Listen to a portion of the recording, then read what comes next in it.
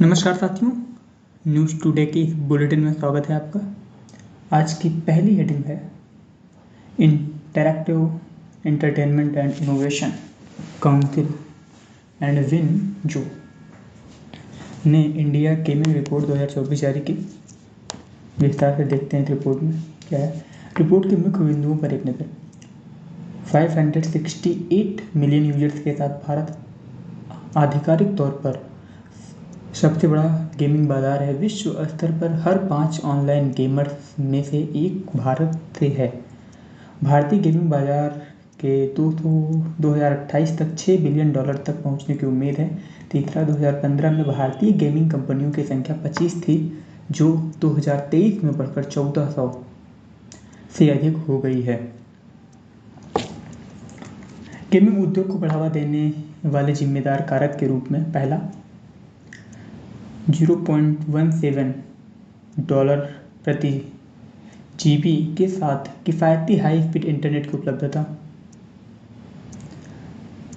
820 million users के साथ smartphones का व्यापक विस्तार। तीसरा, कुल आबादी में युवाओं की हिस्सेदारी बढ़ रही है और खर्च करने योग्य आय में भी बढ़ोतरी हो रही है। चौथा, आपूर्ति पक्ष के कारकों में गेम के विकास में वैश्विक निवेश, बेहतर परिणाम देने वाले गेमिंग कैरियर, स्थानीय भाषा में कंटेंट, भारतीय संस्कृति में गेमिंग का बढ़ता प्रचलन आदि शामिल है। समाज में गेमिंग का योगदान। पहला, सामाजिक अलगाव में कमी आई है। दूसरा, विशेष रूप से महिला गेमर्स के मामले में समुदायों का निर्माण हो रहा है। तीसरा, अनुसंधान, शिक्षा और कौशल को बढ़ाने में इनकी महत्वपूर्ण भूमिका है आदि। गेमिंग क्षेत्र के मुख्य चुनौतियाँ क्या हैं। पहला, इंटरनेट प्रदूषण। एक नया वर्ड मिला है आपको, इंटरनेट प्रदूषण। इंटरनेट पॉल्यूशन क्या है देखते हैं। से संधारणीयता संबंधी मुद्दे पैदा हो गए हैं। वैश्विक स्तर पर internet use green house gas उत्सर्जन में लगभग 3.7% का योगदान करता है। सर्वर क्या होता है। डेटा सेंटर से भरे बड़े कमरों में डेटा को संग्रहित और संचालित करने के लिए बिजली की आवश्यकता होती है तथा उस बिजली का उत्पादन करने वाली ऊर्जा संसाधन कार्बन उत्सर्जित करते हैं। इसीलिए जो है internet use green house gas उत्सर्जन में लगभग 3.7% का योगदान करता है। दूसरा, वित्तीय साक्षरता में कमी, विनियामक संबंधी जटिलताएं और डेटा सुरक्षा संबंधी चुनौतियां भी मौजूद हैं।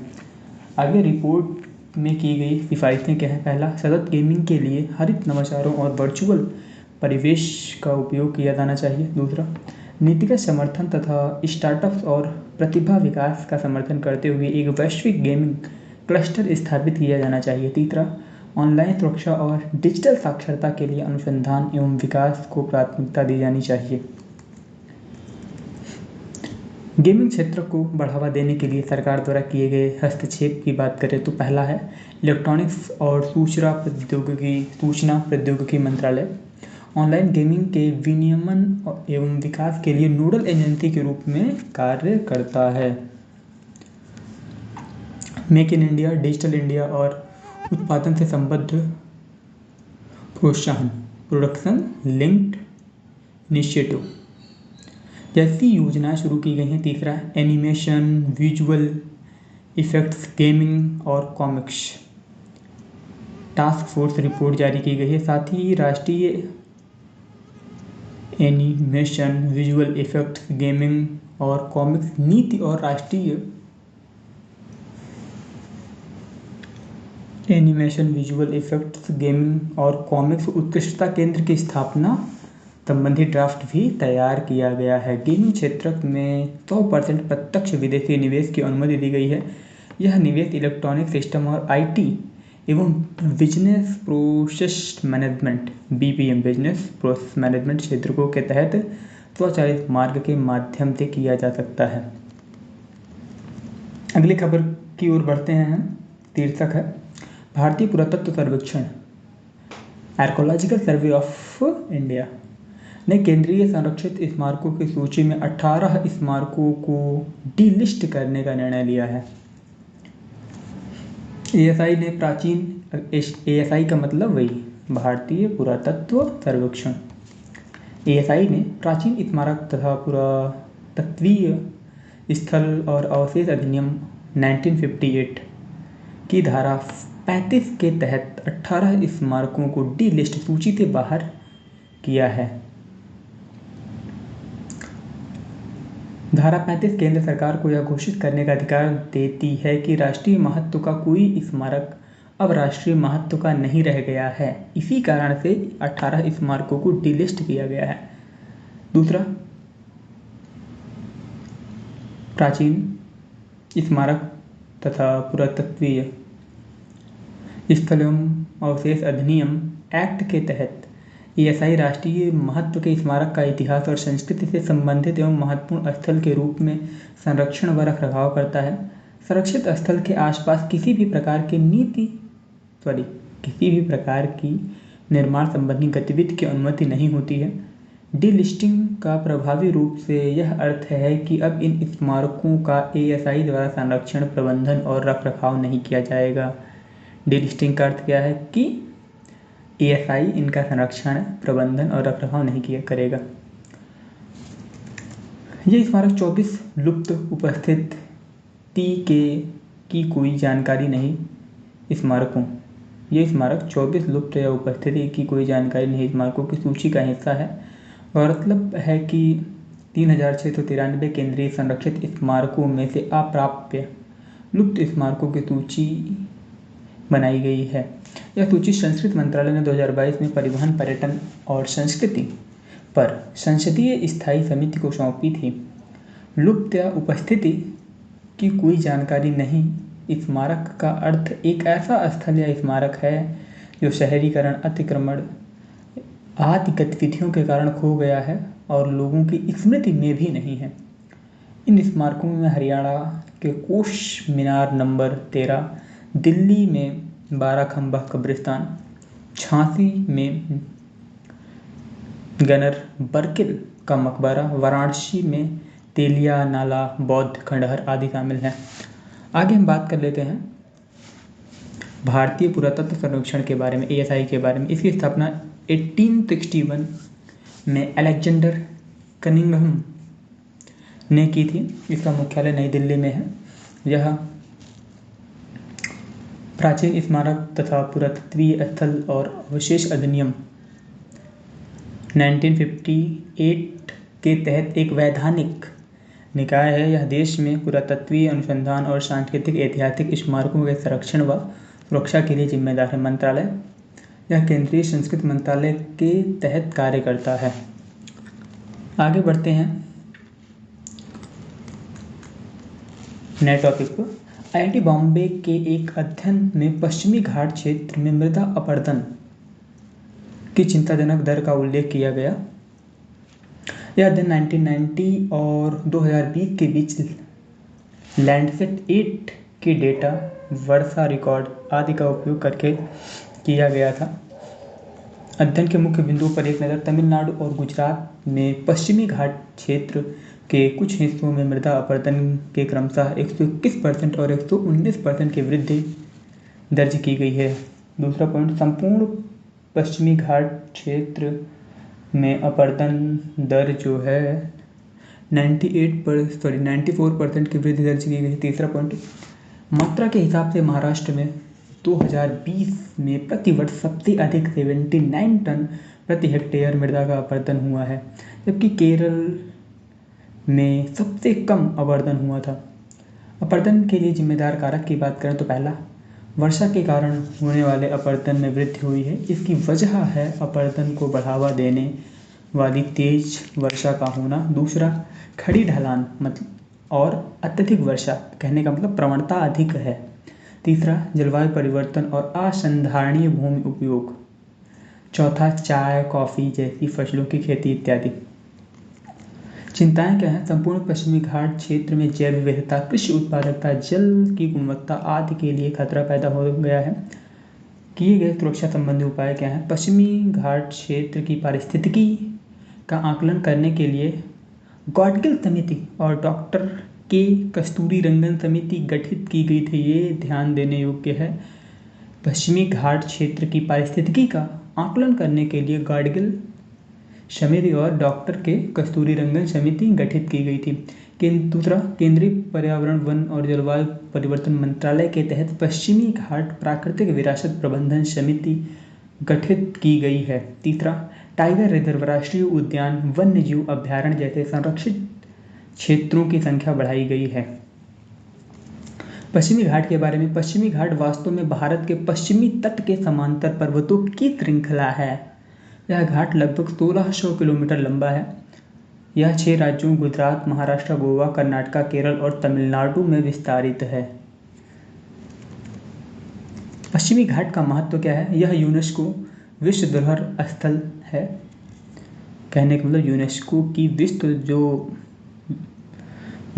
विश्व धरोहर स्थल होता है उसमें यह शामिल है। यह पृथ्वी पर 36 जैव विविधता हॉट स्पॉट में से एक है। इसे दुनिया के 8 हॉटेस्ट हॉट स्पॉट में से एक के रूप में मान्यता प्राप्त है। यहाँ गैर भूमध्य रेखीय उष्णकटिबंधीय सदाबहार वनों की सर्वश्रेष्ठ उदाहरण है। यह मानसून के दौरान पूर्व की ओर बढ़ते बादलों के लिए अवरोधक के रूप में कार्य करता है। अगली खबर की ओर बढ़ते हैं। विदेश मंत्री जयशंकर ने कहा कि भारत दक्षिण चीन सागर के मुद्दे पर फिलीपींस की राष्ट्रीय संप्रभुता की रक्षा का समर्थन करता है। IR का टॉपिक है ये, देखते हैं आगे। भारत ने समुद्री कानून पर संयुक्त राष्ट्र कन्वेंशन 1982 को समुद्र का संविधान बताया। किसने बताया? भारत ने समुद्री कानून पर संयुक्त राष्ट्र कन्वेंशन 1982 को समुद्र का संविधान बताया। साथ ही यह भी कहा कि सभी पक्षों को इस कन्वेंशन का संपूर्णता से पालन करना चाहिए। इस अवसर पर भारत और फिलीपींस ने स्वतंत्र, खुला और समावेशी हिंद प्रशांत क्षेत्र सुनिश्चित करने का समर्थन किया। भारत फिलीपींस द्विपक्षीय संबंध के बारे में देखें तो पहला पॉइंट निकलता है रणनीतिक, स्ट्रेटजिक क्या है। तो फिलीपींस भारत की एक्ट ईस्ट पॉलिसी का हिस्सा है। दोनों देश चीन को साझा चुनौती के रूप में देखते हैं। दोनों देश गुट निरपेक्ष आंदोलन, नैम जिसे कहते हैं, और आसियान जैसे अंतर्राष्ट्रीय मंचों पर सहयोग करते हैं। दूसरा पॉइंट रक्षा और सुरक्षा, डिफेंस एंड सिक्योरिटी हेल्प की बात करते हैं। फिलीपींस को भारत के ब्रह्मोस मिसाइल प्रणाली की आपूर्ति के लिए एक समझौते पर हस्ताक्षर किए गए हैं। इसके अलावा दोनों देशों ने रक्षा उद्योग और लॉजिस्टिक्स सहयोग पर समझौता ज्ञापन पर भी हस्ताक्षर किए हैं। तीसरा, व्यापार और निवेश। दोनों देशों के बीच 2022-23 में द्विपक्षीय व्यापार 3.05 बिलियन अमेरिकी डॉलर था। फिलीपींस अपनी फार्मा उत्पाद जरूरतों का सबसे बड़ा हिस्सा भारत से आयात करता है, यानी भारत बेचता है फिलीपींस को। फिलीपींस में भारतीय निवेश का मूल्य लगभग 5 बिलियन अमेरिकी डॉलर है।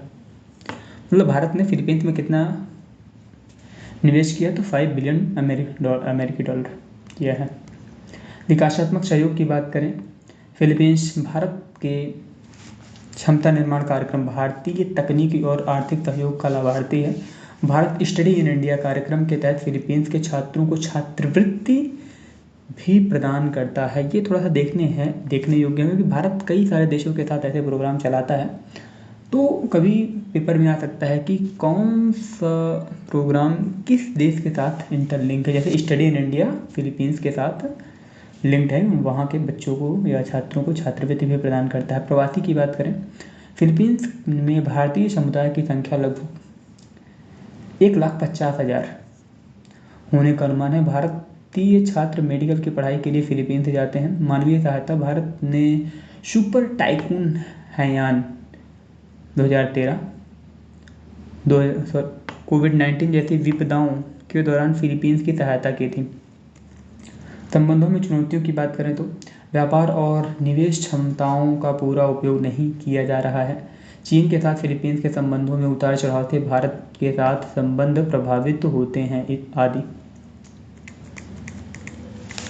अगली खबर पर बढ़ते हैं। केंद्रीय प्रदूषण नियंत्रण board, central pollution control board की रिपोर्ट के अनुसार उसने पर्यावरण संबंधी निधियों में जमा 80% राशि का उपयोग नहीं किया है। CPCB ने यह रिपोर्ट राष्ट्रीय हरित अधिकरण नेशनल ग्रीन ट्रिब्यूनल को सौंपी है। रिपोर्ट के अनुसार पर्यावरण संरक्षक शुल्क इन्वायरमेंट प्रोटेक्शन जो शुल्क है, रिपोर्ट के अनुसार पर्यावरण संरक्षण शुल्क और पर्यावरण क्षति प्रतिपूर्ति के माध्यम से कुल 777.69 करोड़ रुपए संग्रह किए गए थे। हालांकि सीपीसीबी ने इसमें से केवल 20% का ही उपयोग किया है। इन निधियों का निम्नलिखित कार्यों के लिए उपयोग किया गया था: वायु गुणवत्ता पर अनुसंधान एवं विकास, स्वास्थ्य पर प्रभाव का आकलन, वायु और जल गुणवत्ता निगरानी के लिए अवसंरचना का विकास, दूषित स्थलों पर उपचार आदि। सीपीसीबी को 2 मदों के तहत प्रतिपूर्ति मिलती है। पर्यावरण संरक्षण शुल्क के तहत वाहन डीलर निर्माता को कुछ प्रकार के नए डीजल वाहनों पर 1% पर्यावरण संरक्षण शुल्क का भुगतान करना आवश्यक है। यह शुल्क केवल दिल्ली और एनसीआर में पंजीकृत वाहनों पर ही लगाया जाता है। सुप्रीम कोर्ट के आदेश के तहत यह शुल्क प्राप्त होता है।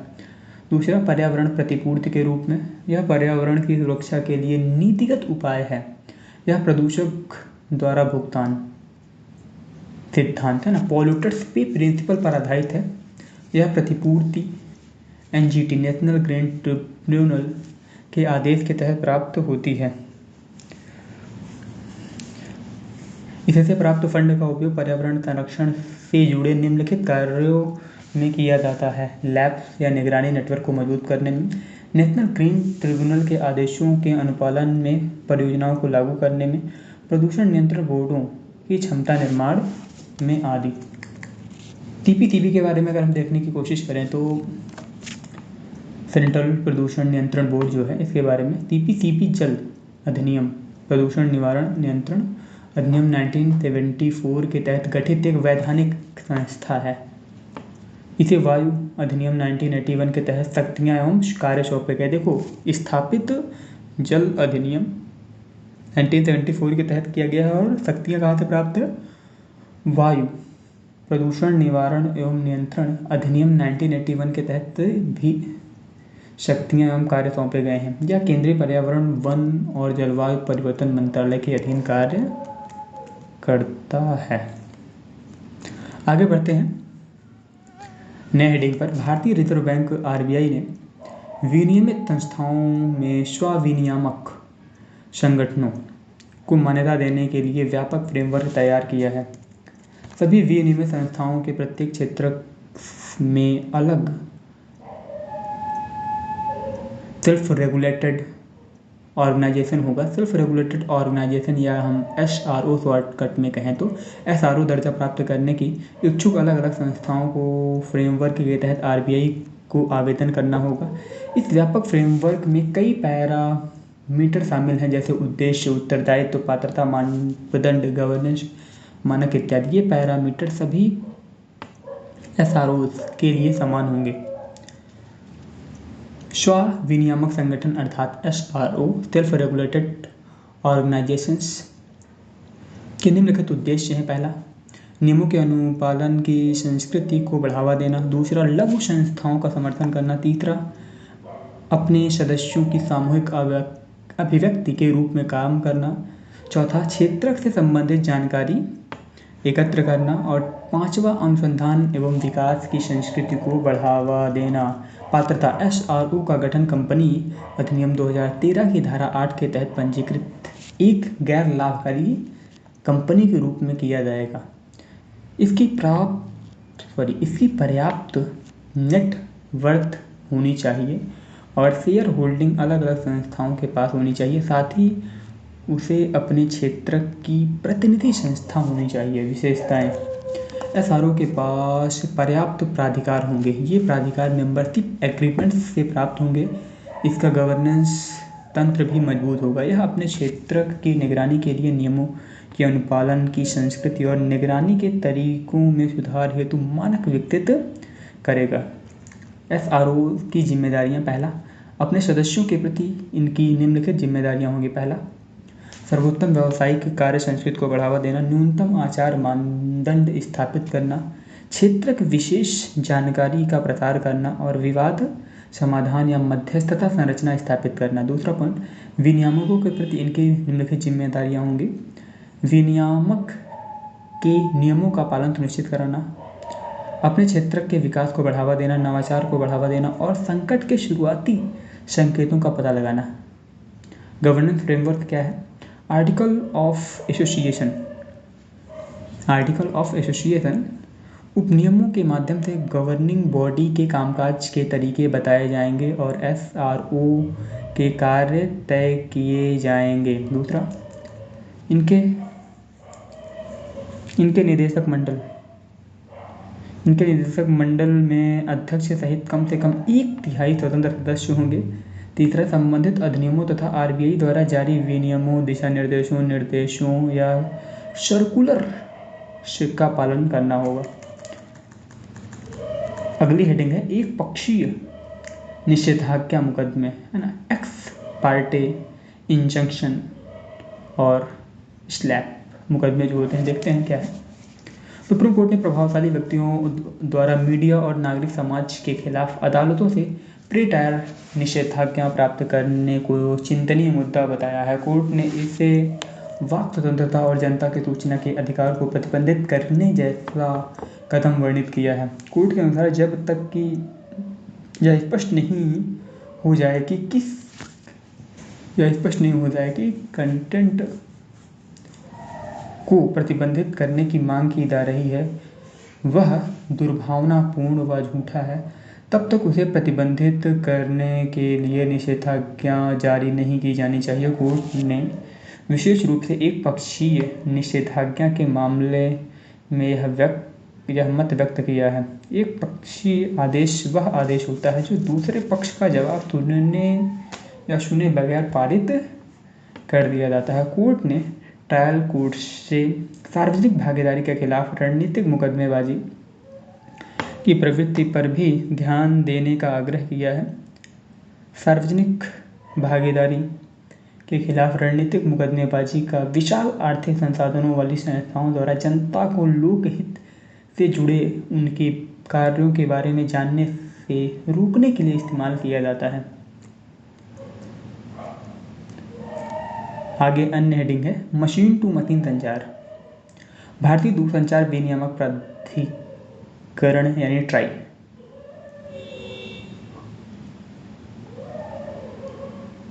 टेलीकम्युनिकेशन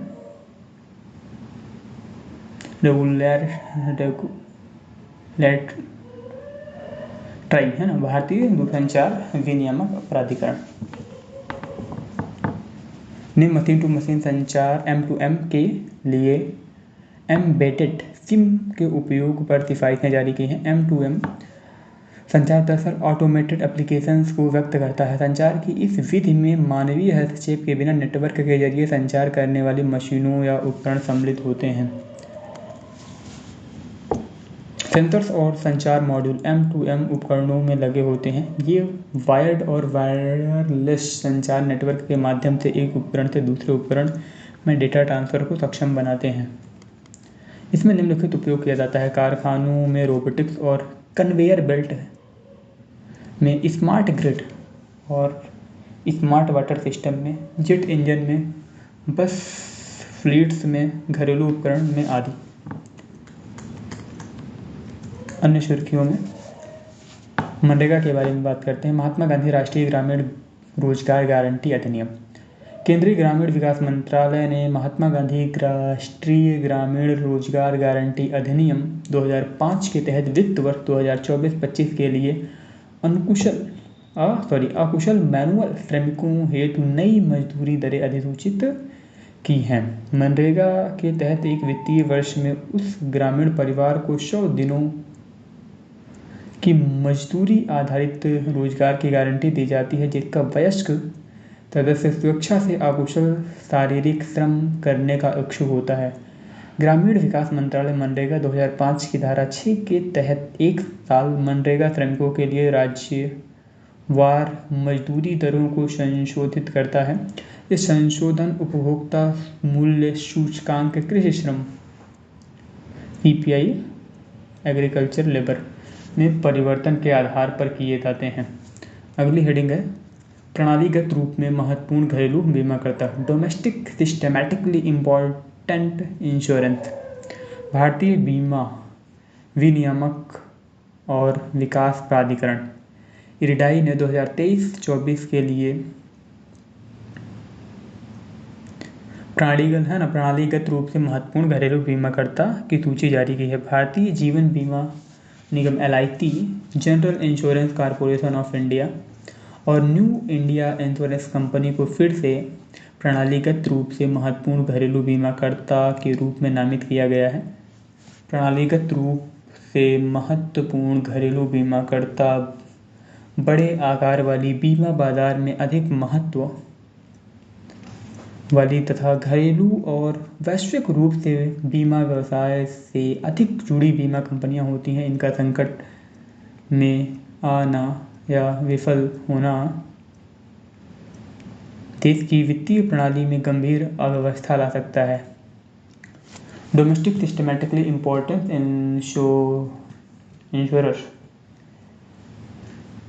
शायद मैंने इंश्योरेंस बोल दिया था, तो वहाँ पे इंश्योरर है, बीमा करता है ना, के बारे में कहा जाता है कि ये इतने बड़े या महत्वपूर्ण होते हैं कि इन्हें विफल नहीं होने दिया जा सकता है। टू बिग और too important to fail. Domestic systemically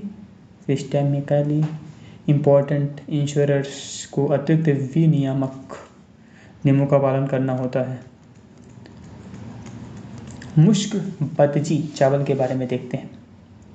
हालिया अध्ययन के अनुसार मुश्क बुदजी चावल की सुगंध बढ़ाने में ऊंचाई और तापमान महत्वपूर्ण भूमिका निभाते हैं। यह स्वदेशी चावल की एक किस्म है। इसकी खेती कश्मीर हिमालय में की जाती है। यह अपनी मनमोहक सुगंध और विशिष्ट स्वाद के लिए प्रसिद्ध है। चावल की यह किस्म ब्लास्ट रोग, कम उपज, कम लाभकारी होने आदि वजहों से विलुप्त होने के कगार पर पहुंच गई थी। दूसरी हेडिंग है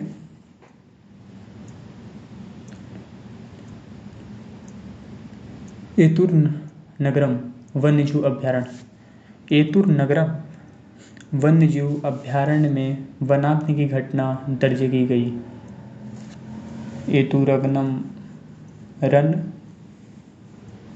एतुरनगरम वन्यजीव अभ्यारण्य के बारे में। यह अभ्यारण्य बारगल, तेलंगाना के नज़दीक स्थित है। यह मध्य प्रदेश, महाराष्ट्र और आंध्र प्रदेश की सीमा पर अवस्थित है। दिव्याम, वांगू और गोदावरी नदियाँ इससे होकर बहती हैं। वनस्पति बांस, मैडी, शुष्क पर्णपाती सागवन, तिरुमन, मधुका आदि। जीव जंतु कौन से पाए जाते हैं? स्लॉथ, वेयर, भालू हो गया, चिंकारा हो गया, नीलगाय, ब्लैक बक आदि। लूना संरचना अन्य हेडिंग।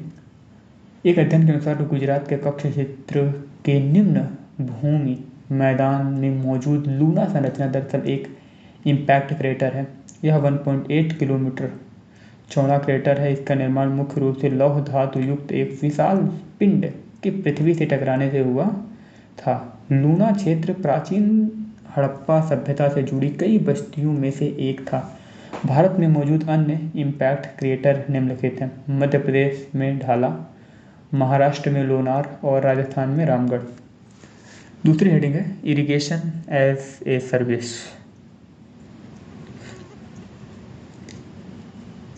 एग्रीरेन और ऊर्जा नामक दो संगठन एग्रीरेन और ऊर्जा नामक दो संगठन देश के चुनिंदा हिस्सों में इरिगेशन एज ए सर्विस प्रदान कर रहे हैं।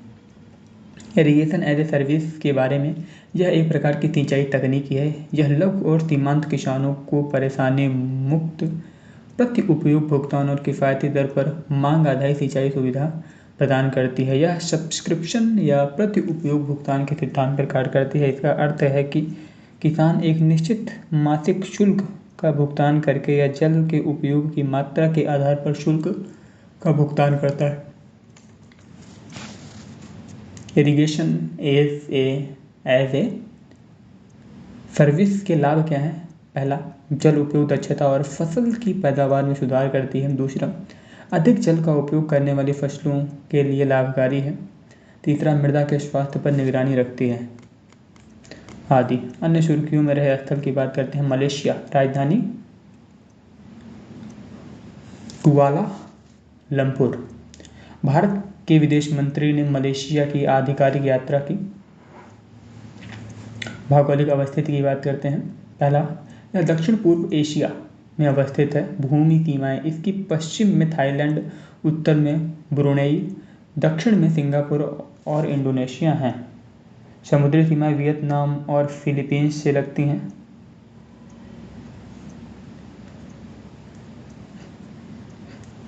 आसपास के जल निकाय प्रशांत महासागर, हिंद महासागर और दक्षिण चीन सागर। भौगोलिक विशेषताएं, मलय प्रायद्वीप और बोर्नियो द्वीप के कुछ हिस्से भी इसके राज्य क्षेत्र में आते हैं। दक्षिण चीन सागर इसे दो क्षेत्रों में विभाजित करता है, प्रायद्वीपीय मलेशिया और पूर्वी मलेशिया। मलक्का जलसंधि सुमात्रा और प्रायद्वीपीय मलेशिया के बीच अवस्थित है। प्रमुख नदियाँ, राजंग सबसे लंबी नदी, किना, बटांगन, पहांग आदि। सबसे ऊंची चोटी माउंट किनाबालू। धन्यवाद साथियों, आगे मिलेंगे एक नए वीडियो के साथ।